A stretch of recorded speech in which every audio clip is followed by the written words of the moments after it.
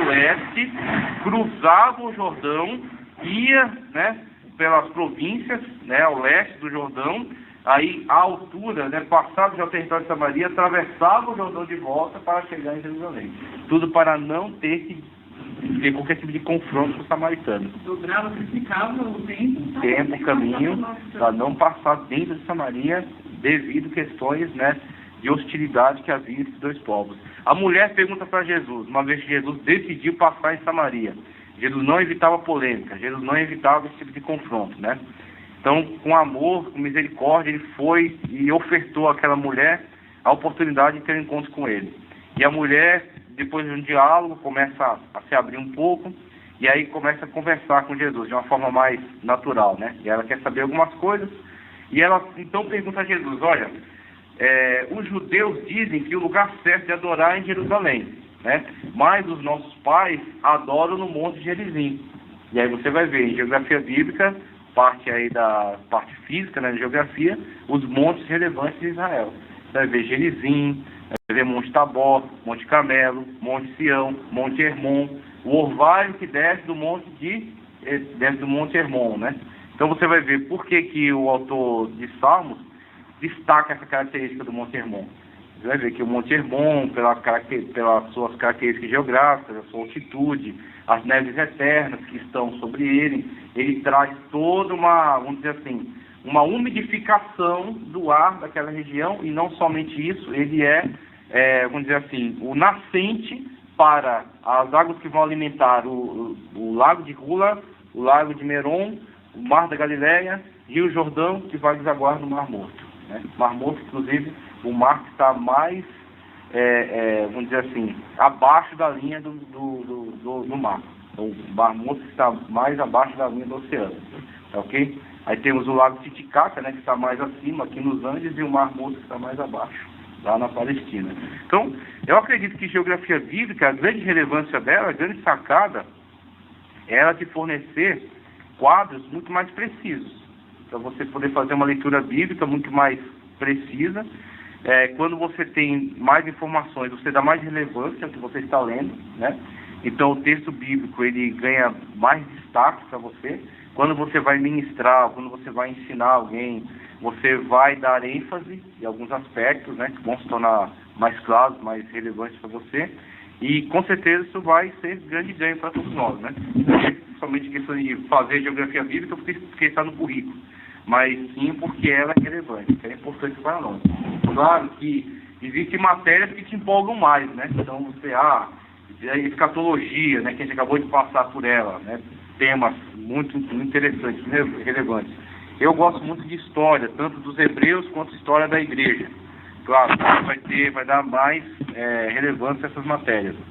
Mas matéria de geografia bíblica é imprescindível. Inclusive por isso que o pastor resolveu incluir essa matéria no currículo básico, porque essa matéria vai ser importante para o conhecimento bíblico. Veja. A geografia não estava no básico? Era no médio. Só médio. Ele resolveu que geografia bíblica entra no básico, porque é relevante nós termos esse conhecimento. Livro que eu recomendo, esse aqui, ó. Geografia da Terra Santa e das Terras Bíblicas, Ernesto Lugnini. Eu gosto muito desse autor. Eu tenho... Esse aqui eu comprei aqui. No Rio eu comprei... Eu não lembro qual foi eu comprei lá, mas eu comprei 2 lá. Esse aqui não, esse que eu comprei faz poucos dias. Exatamente para fortalecer esse estudo da geografia. Ernesto Lugnini. Eu tenho o período interbíblico dele também. Muitas informações importantes. O livro dele é muito bom, é bem ilustrado, tá? Ele tem bastante mapas, bastante ilustrações e textos muito importantes. É um livro volumoso e que traz informações muito importantes aí dentro da geografia bíblica. Pessoal, dentro da apostila já, vou começar a caminhar, né?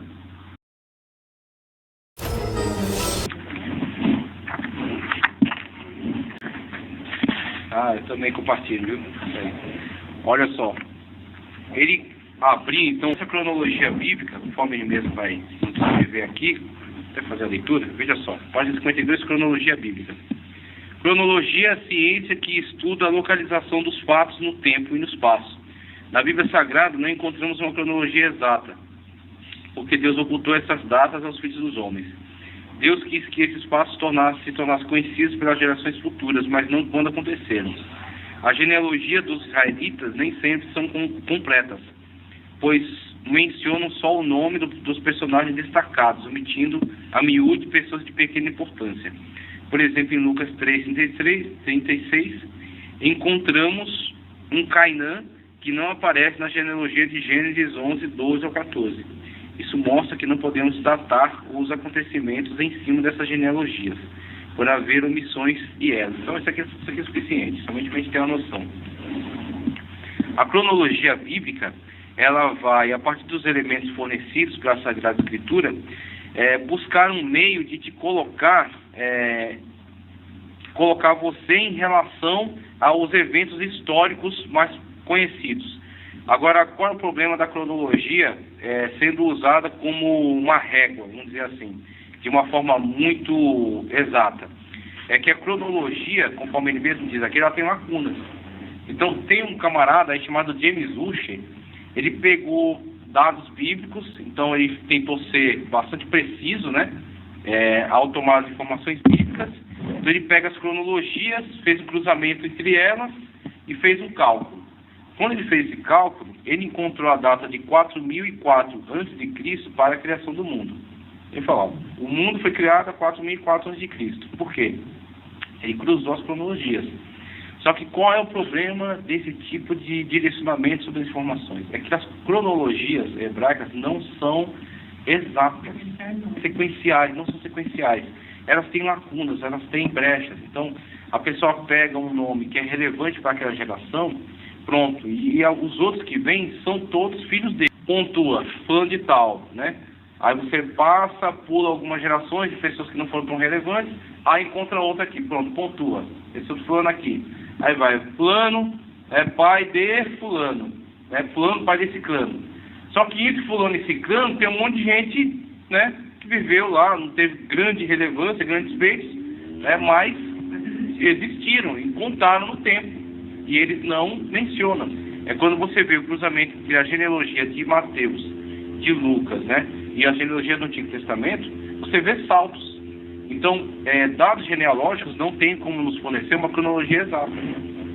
Então, óbvio, a gente vai ter que fazer uma conciliação entre alguns dados bíblicos relevantes, algumas pessoas que dá para a gente, de fato, contextualizar, né, e outros dados fornecidos por matérias auxiliares. Esse negócio da cronologia também tem a própria cronologia de Jesus, nas páginas utilizadas da Bíblia. Tem.